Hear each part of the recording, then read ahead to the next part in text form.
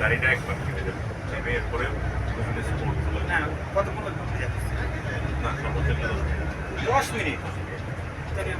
আরো নদীর ওই পারে যাবো পরে শিপে আর কি ওটাই মূল পরই আমবো স্পট ওটা ফুল স্পট এটা তো হচ্ছে একটা আর্থিক মানে বোনাস ফটো সেশন প্রাকৃতিক পরিবেশ এটা তো আপনাকে না অতিরিক্ত গরম এরপর ওরা যাবে নদীতে যাবেন সঙ্গে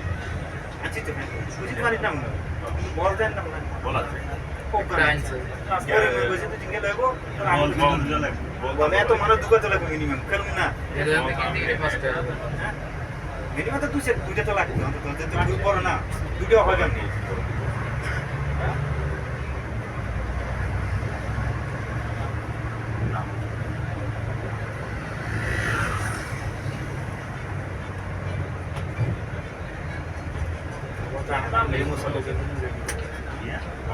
মানে ট্রান্সফার লাইন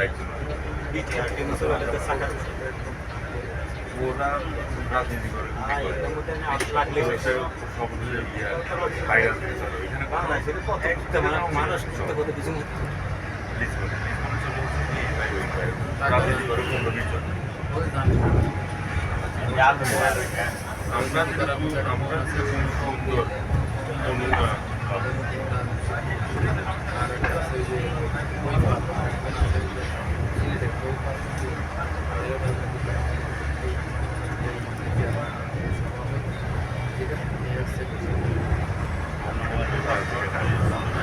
খারাপ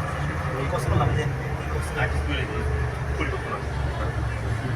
অনেক কোর্স আমার এটা এখনো পর্যন্ত বুঝতেছি না কথা কথা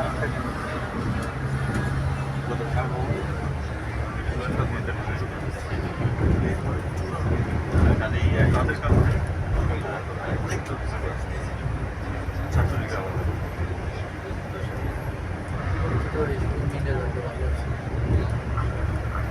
ভাইরা আমরা আমাদের ডেস্টিনেশনের কাছাকাছি মানে মেবি 5 to 10 মিনিটস 5 থেকে 10 মিনিটের মতো সময় লাগবে আমরা গাড়ি ওইখানে পার্ক করবে নদীর পাড়ে আর আপনারা যদি চান এর ফাঁকে নদীতে যা হইবেন সাঁতার কাটবেন ছবি টবি গোসল করবেন ফুটবল খেলবেন করতে পারেন এরপরে আমরা যারা বাইরে আছি আমরা দুইজন মিলে লাঞ্চের প্রিপারেশন নেবো লাঞ্চ স্টার্ট হবে হচ্ছে আপনার 1টা থেকে লাঞ্চ স্টার্ট হয়ে যাবে হ্যাঁ আমরা আশেপাশে তো সবাই থাকবেন 1টা থেকে লাঞ্চ স্টার্ট হয়ে যাবে